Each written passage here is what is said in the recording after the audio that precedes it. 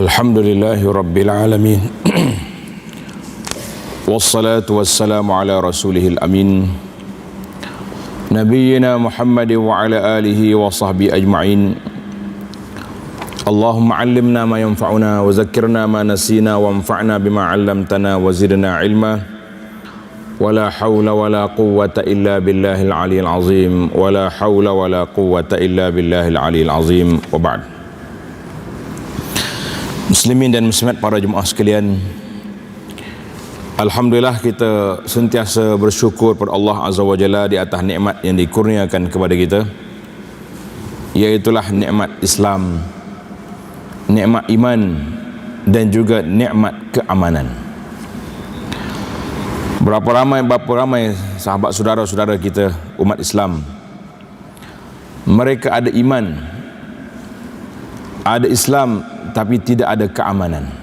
Duduk dalam suasana, kalau kita di sini kita turunnya hujan, air, di tempat mereka turunnya peluru dan sebagainya. Maka apabila kita hidup di atas dunia, kita sentiasa berfikir macam mana nak mendapat kerehatan, nak mendapat kesenangan ataupun keseronokan. Maka itu yang kita fikir, ataupun dalam bahasa yang mudah kita panggil masa depan yang cemerlang. Belajar bersungguh-sungguh daripada kecil lagi untuk masa depan yang baik. Itu perkiraan kita. Kadang-kadang kita tengok satu isu tak habis bincang. Bila kita kata kita nak mendapat kerehatan yang sebenar, as-sa'adah al-kamilah, kebahagiaan yang sempurna, yang lengkap, maka jawabnya selagi kamu berada di atas dunia, kita tidak akan dapat apa yang kita harapkan. Allah Subhanahu wa taala telah sebut dalam Al-Quranul Karim surat Yunus, bandingan innama mathalul hayatid dunya kama'in anzalnahu minas sama'i fakhtalata bihi nabatul ardh. Sesungguhnya bandingan kehidupan dunia ini seperti air yang turun dari langit, kemudian dia telah menimpa bumi yang akhirnya mengeluarkan tumbuh-tumbuhan, dimakan oleh manusia dan hayawan. Akhirnya bumi itu jadi kering. Demikianlah Allah SWT beri kepada kita hidup atas dunia ni sihat, dilahirkan, hidup, kemudian dia akan mati. Artinya tidak ada kerehatan yang hakiki, yang abadi di atas dunia. Nabi SAW buat satu gambaran yang menarik dalam sebuah hadis yang diriwayatkan oleh Abu Hurairah radhiyallahu anhu. Hadis ini dikeluarkan oleh Imam Ahmad dan juga Imam Muslim. Nabi mengatakan, ad-dunya sijnul mu'min wa jannatul kafir. Dunia ini dianggap seperti penjara bagi orang mukmin dan syurga bagi orang-orang kafir. Apa dia maksud? Kita ni kalau hidup dalam penjara, walaupun ada makan, ada tempat duduk, dia juga dipantau oleh hak asasi manusia, tapi orang panggil penjara lah tu. Duk mana? Penjara. Agak-agak seronok ke tidak? Orang yang nak masuk penjara sangat-sangat ni berapa orang? 2-3 orang yang nak masuk penjara ni. Orang yang kerja dalam penjara, ustaz-ustaz yang nak pergi mengajar dalam penjara, itu nak masuk. Tapi kalau orang lain tak nak masuk belakang tu. Cuba pergi tanya hak duduk dalam. Ada juga orang-orang hak malah kerja. Dia kata kalau duduk kat luar nak makan kena beli, duduk dalam penjara free. Tu. Jadi ada 3 jenis manusia yang nak masuk penjara.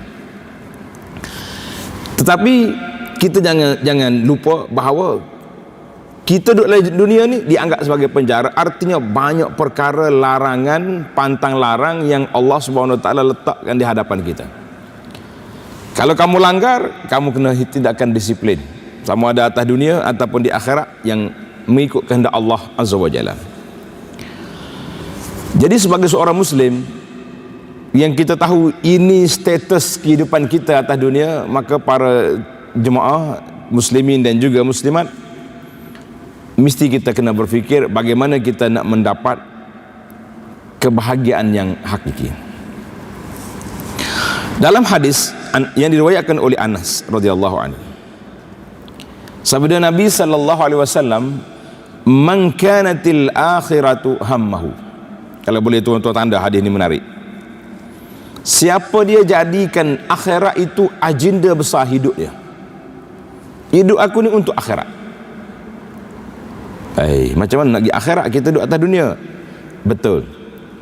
Duduk di atas dunia tetapi muamalah kita muamalah akhirat. Apa dia maksud? Semua yang kita buat ni untuk Allah. Kita solat, kita puasa, kita zakat, kita haji untuk Allah Azza wa Jalla, itu jelas. Kita kerja juga buat kerja lain pula. Oh, saya ni dah pencen, dah tak ada kerja, mai kita pakat jaga masjid, khidmat di masjid pula, jaga masjid. Tengok orang-orang susah, kita bagi bantu. Tengok orang perlu. Semua kerja kita letak untuk siapa? Untuk Allah Azza wa Jalla. Apa yang tuan-tuan dan puan-puan dapat? Tanda baik. Ja'alallahu ghinahu fi qalbihi. Allah Ta'ala campakkan kekayaan dia, perasaan kaya dalam hati dia. Kita tak tamak hak orang, tak dengki dengan orang. Punca manusia berdengki dengan orang sebab apa? Sebab tamak. Aku tak dapat, dia dapat.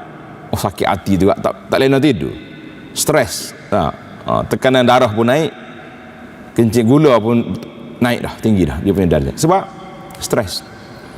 Kenapa kita nak stres? Kita tahu itu hak Allah Ta'ala beri kepada dia, biarkan.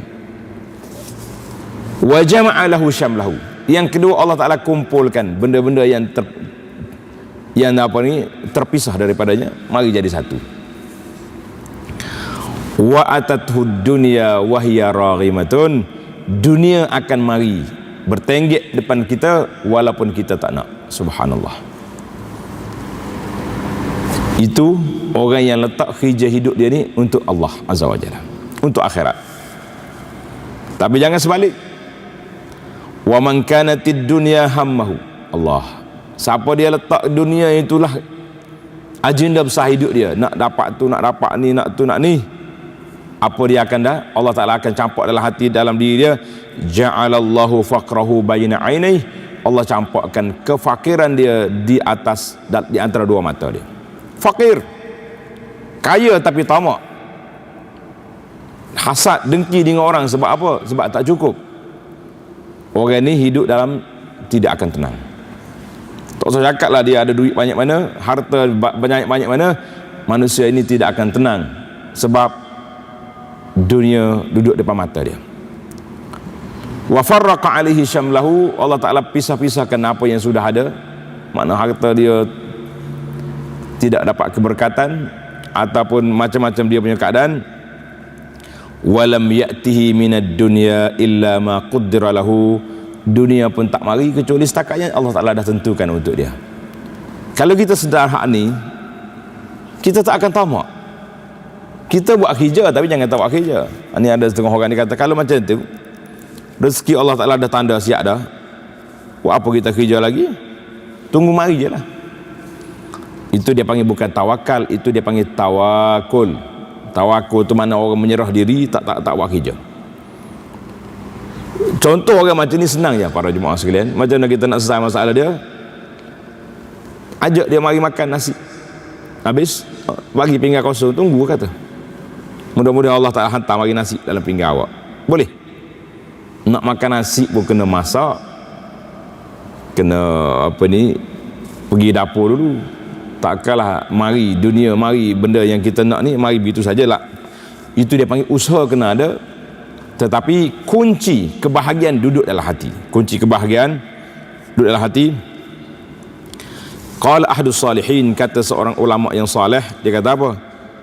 Ayuhan nas, wahai manusia, ala innamad dunya sa'ah faj'aluha ta'ah. Menarik kata-kata ni. Pendek je. Kata motivasi ini ringkas tapi menarik. Dia kata, wahai manusia, dunia ni sa'ah, beberapa ketika je. Faj'aluha ta'ah, maka isikan dia dengan ketaatan kepada Allah Azza wa Jalla. Masa kita pendek. Kalau kita tak isi, kan kata-kata masyhur daripada ulama salaf, ada kata-kata ini daripada Imam Syafi'i. Dia kata nafsu kita ni, kalau kita tak sibukkan dia dengan benda baik, dia akan sibuk dengan benda tak baik. Sebab nafsu ni dia tak duduk diam, dia bergerak, dia bekerja. Maka menjadi tanggungjawab kepada kita apa? Sibukkan dia dengan benda baik. Agenda senarai, agenda tentatif hidup sudah ada. Daripada subuh lagi masjid, belum subuh lagi tahajud, subuh ke masjid, lepas subuh ada zikir pagi ataupun dengar tazkirah, tengah hari ada duha. Kita cuba agenda. Kalau tak ada, kosong, tak ada kerja, boring, mula nak cari kerja tu. Jadi bila kita benarkan dia cari kerja, maka kerja itu biasanya dia tak akan bawa kita ke benda yang baik, dia akan pergi kepada perkara-perkara yang tidak baik. Kata di Sayyidina Umar bin Khattab radhiyallahu anhu, talabur rahah lirijali ghaflah.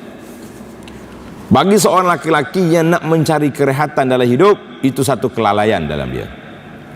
Saya hari ini nak berehat je. Nabi SAW bila dia letih, penat dalam musafir, dalam pengembaraan, Nabi mengarahkan Sayyidina Bilal, arihna biha ya Bilal. Nabi kata, Bilal, rehatkan kami. Apa maksud dia? Berhenti solat, itu rehat.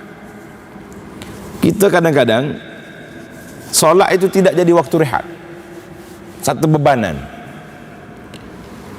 Tuan-tuan dan puan-puan ni kerja di pejabat belaka, pejabat kerajaan ke swasta ke, daripada pagi lagi pukul 8 pagi masuk pejabat, kita duduk mikir, duduk buat kerja, berlari sana sini. Pukul 1 tengah hari Allah kata berehat, arihna biha, berehatkan kami dengan solat. Bila kita berhenti solat, itu maknanya kita berehat. Basuh muka, basuh tangan, basuh kaki, pergi solat, ada rokok, ada sujud. Daripada kita duduk diam atas kerusi sepanjang pagi, ini kerja kita. Subhanallah.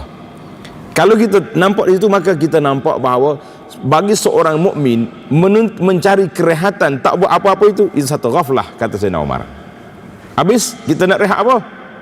Duduk rehat, tangan ada Quran ataupun tangan bertasbih, subhanallah, alhamdulillah, wala ilaha illallah, wallahu akbar, itu rehat.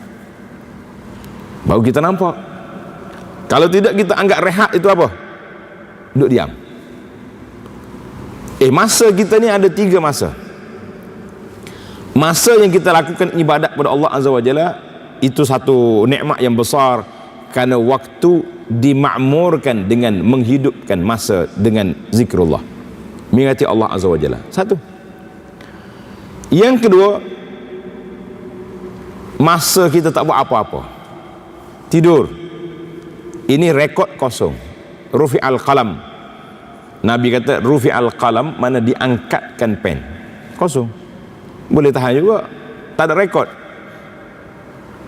Tapi kalaulah satu hari kita tidur 8 jam, coba tuan-tuan dan puan kali dengan umur kita 60 tahun, berapa banyak rekod kosong? Berapa banyak? 60 tahun kali dengan 8 jam satu hari, lebih kurang kita akan kekosongan 20 tahun. 20 tahun, ahli-ahli bisnes, ahli-ahli yang perancang ekonomi, perancang, kita rasa seronok ke? Kosong. Gelap. Jadi bagaimana kita supaya kita tidak kekosongan? Nak tidur tu ambil dah siap, dengan ambil wuduknya, dengan berzikir belum tidurnya. Kalau boleh biar kita tidur terlena dalam keadaan tangan kita bertasbih, subhanallah, subhanallah, tidur. Untuk apa? Hari ini banyak orang sebar video yang cukup menyentuh perasaan kita. Orang-orang yang koma, tak sedar di hospital, mulut bertasbih, mulut duk azan. Orang tanya, kerja apa ni pak cik ni? Muazzin. Tok Bilal di kampung dia, azan. Mulut bergerak, subhanallah, subhanallah, subhanallah, subhanallah. Ada hafiz yang duk baca Quran, doktor kata dia koma ni tak sedar, mulut bergerak. Ini di antara benda ajaib yang Allah Ta'ala beri. Jadi kalau kita kata nak rehat, dengan apa? Dengan berzikir kepada Allah Azza wa Jalla, itu makna rehat. Kalau setakat rehat tak buat apa-apa, saya nak berehat ni, relax, duduk termenung, rugi. Masa yang satu lagi, masa yang kita gunakan untuk cari kerja, buat cari rezeki, itu juga masa yang bermanfaat.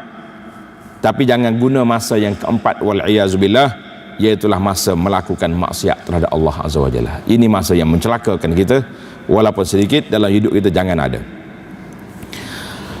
Ini di antara kata-kata para ulama yang cukup besar.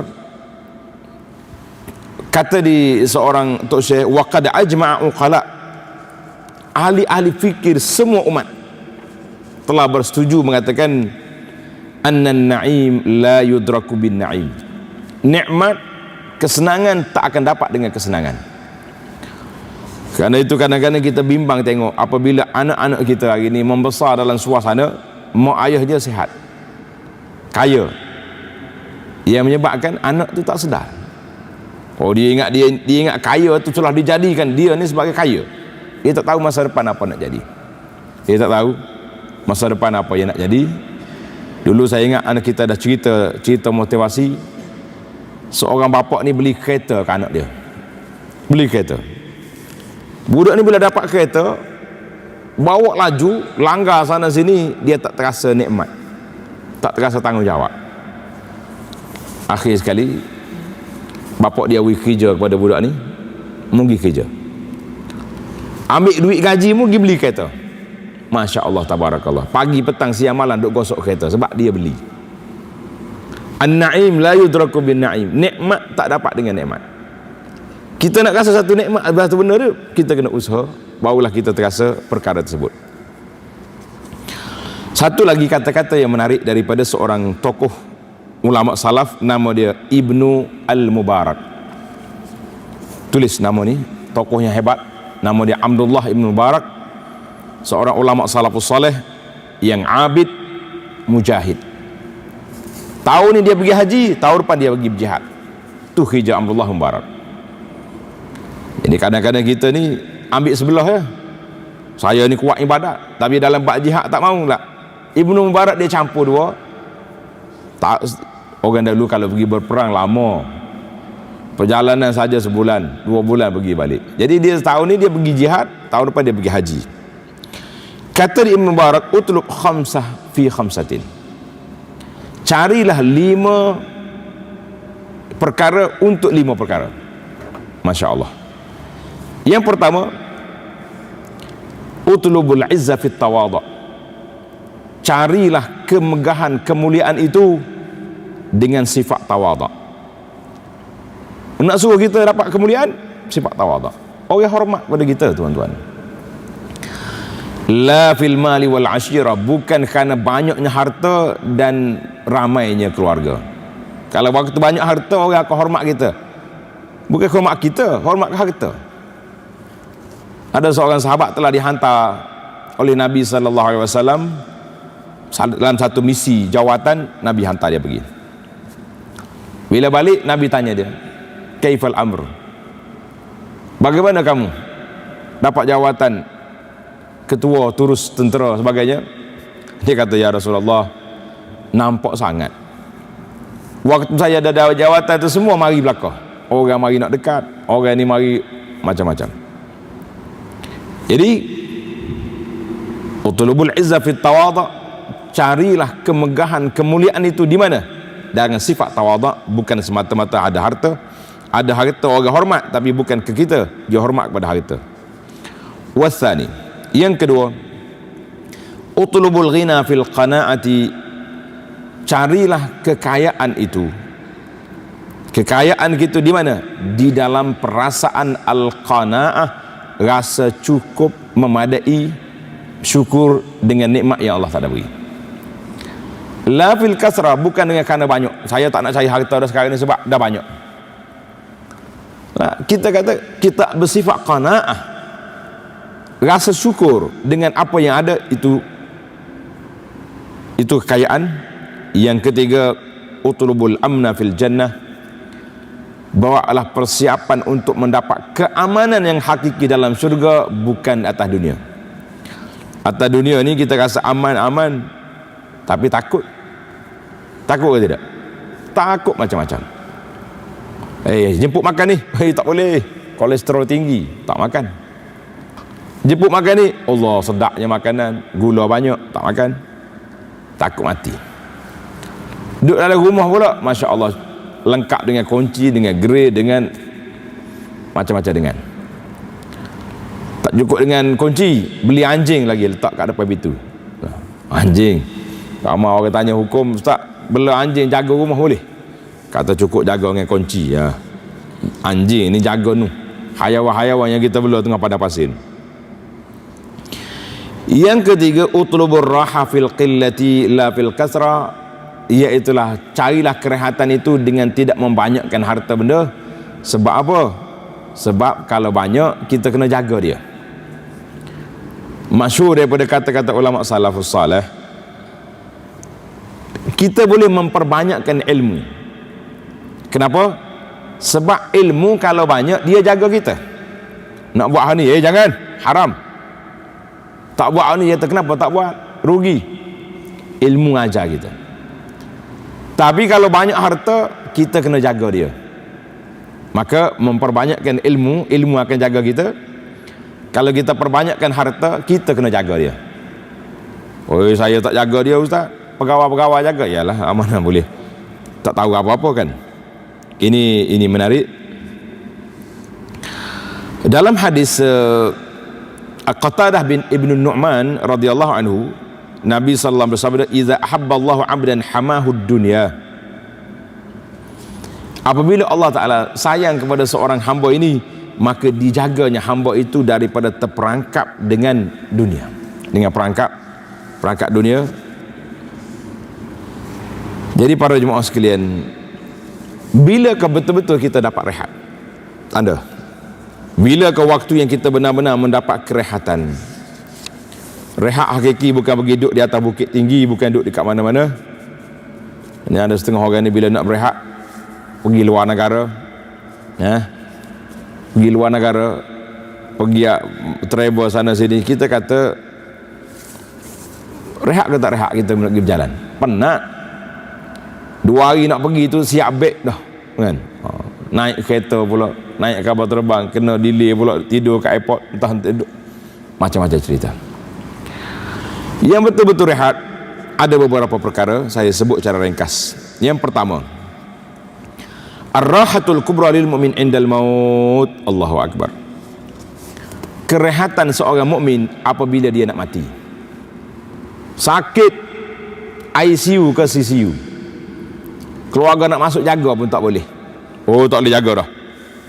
Doktor je boleh masuk. Anak-anak boleh masuk beberapa minit, gile-gile 2 orang. Tak ada. Tetapi apabila orang ini nak mati, Allah Subhanahu Wa Taala mari tunjukkan kepada dia, malaikat datang, tatanazzalu alaihimul malaikah alla takhafu wa la tahzanu wa abshiru bil jannati allati kuntum tu'adun. Malaikat mari bagi tahu, saudara, orang yang beriman, ini tempat duduk kamu. Bila dia tengok ya, Allahu akbar, dia akan nak mati lalu. Kita dekat luar ni habis doktor panggil. Lah, orang yang nak mati, dia tengok tempat dia di syurga, dia cepat-cepat nak mati sebab dia nak pergi tempat yang dia. Atas dunia ni penuh dengan ibtila, dengan ujian, dengan bala bencana, banyak benda yang dia kena buat, ataupun tengah sakit yang begitu dahsyat. Di tubuh semuanya wayar belaka dah kan. Jantung kita bergerak dengan alat, dengan mesin. Jadi pernah satu hari orang bawa jenazah depan Nabi sallallahu alaihi wasallam. Nabi kata, mustarihun wa mustarahum minhu. mustarih, dia dah berehat, ataupun orang lain rehat daripada dia. Sahabat tanya, ya Rasulullah, apa dia maksud mustarih, dia berehat? Kata Nabi sallallahu alaihi wasallam, al-abdul mu'minu yastarih min nasabid dunya. Seorang mukmin ni bila dia mati, dia telah berehat daripada kesusahan hidup atas dunia. Kita hidup atas dunia ni senang ke susah? Senang. Daripada pagi lagi sedar-sedar tidur berlari ke tandas. Lepas solat subuh pula sibuk cari makan. Kalau tak makan lapar, susah. Maka bila ataupun sakit, maka bila dia mati, dia dapat telah rehat. Habis satu lagi, mustarahum minhu, orang lain rehat daripada dia, itu maksudnya apa? Nabi kata, wal abdul fajiru yastarihu minhu al-ibadi wal bilad wasyajaru wad dawab. Kalau dia tu jahat pula, bila dia mati, habis benda berehat daripada dia. Manusia rehat. Oh, mati dah dia tu. Okey lah, kampung kita ni aman, tenteram. Kalau tidak, asyik duk hilang je. Biasanya besi-besi tu, dua longkang tu cabut habis. Jual besi buruk, tak kata apa. Negara pun aman kalau tak ada orang lagu ni. Nabi kata wasyajaru wad-dawab, pokok-pokok dan hayawan pun rasa aman bila dia tu mati. Subhanallah. Hadis ini dikeluarkan oleh Imam Bukhari dan Muslim. La ilaha illallah Muhammad Rasulullah. Itu yang pertama. Yang kedua, kerehatan yang kedua, ar-rahatul kubra lil mu'min hina yara maq'adahu fil jannah. Itu rehat yang pertama tadi bila dia mati. Dia mati teman, dia rehat daripada susah hidup atas dunia. Yang kedua, bila dia sudah mati, dia akan tengok di mana ke tempat duduk dia. Kata di Ibnu Umar radhiyallahu anhu, inna ahadakum idza mata. Ingat ni tuan-tuan, seorang kamu apabila sudah mati, urida alaihi maq'aduhu bil ghadati wal 'asyi, maka dibentangkan, dibawa, ditayang kepada dia di mana ke tempat duduk dia pada waktu pagi dan pada waktu petang. Kalau dia ahli syurga, ditunjuk syurga, dia pun bercakap, ya Rabbi aqimis sa'ah, ya Allah segeralah kiamat, aku nak pergi syurga. Kalau tak kiamat, tak ada lagi, dia duduk dalam kubur, ruh dia yang duduk berjalan. Wal'iyazubillah, kalau dia ni orang celaka, dia tengok neraka, dia tak mau kiamat. Sebab duduk dalam kubur tu berat dah, hari kiamat lagi dahsyat. Yang ketiga, ar-rahatul kubra lil mu'min hinama ya'khudhu kitabahu biyaminihi. Ya Allah, kerehatan yang ketiga apabila seorang mukmin menerima surat amalan di sebelah tangan kanan. Subhanallah. Allahumma ja'alna min ahlil yamin, min ashabil yamin. Ya Allah, jadikan kita ini termasuk di kalangan orang yang menerima surat tangan kanan.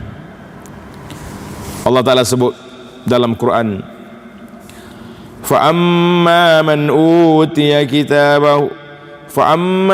أُوتِيَ كِتَابَهُ بِيَمِينِهِ فَسَوْفَ يُحَاسَبُ حِسَابًا يَسِيرًا وَيَنْقَلِبُ إِلَى أَهْلِهِ مَسْرُورًا.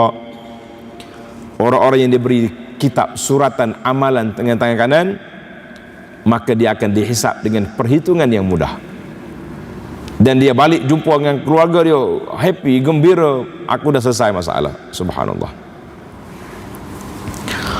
Yang keempat, ar-rahatul kubra hinama yamurru ala sirat, apabila dia telah melintasi sirat, titian sirat yang tajam daripada pedang, halus daripada rambut. Bila tuan-tuan, bila kita semua insya Allah dapat melintasinya, ketika itulah kita akan dapat rasa ketenangan dan aman. Dalam hadis yang panjang Nabi kita sebut tentang ini, tentang sirat. Allah Ta'ala letak sirat di atas matni jahannam, di atas neraka jahannam. Di kiri kanan dia kalali pencakup. Na'udzubillah. Wa in minkum illa wariduha, kata Nabi, semua kamu akan melalui sirat, orang baik ke tak baik, cuma berbezanya Orang-orang soleh dia lalu macam kilat, lap duduk belah sana. Ada yang berlari macam kuda yang lari pantas, ada yang macam orang berlari, ada yang merangkak, ada yang orang merangkak dicakup oleh pencakup.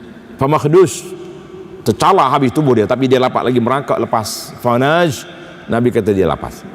Wal'iyazubillah, yang sangat menakutkan kita, terus dicangkuk jatuh ke dalam neraka matni jahannam. Orang pergi tanya tuan guru, tuan syekh, ya syekh, bilakah kita dapat merasa keamanan? Bila kita rasa aman? Dia kata apabila sirat sudah berada di belakang, kamu sudah melintasi. Selagi belum melintasi sirat, jangan kata kita aman, kita tenang, belum dapat ketenangan. Kenapa? Sebab kita tidak tahu bagaimana keadaan kita, selamat ataupun tidak. Nas'alullah al-afiyah. Yang kelima, bilakah kita betul-betul mendapat kerehatan? Ar-rahatul kubra, pada jemaah sekalian, iaitulah apabila seorang itu telah memijakkan kaki ke dalam syurga.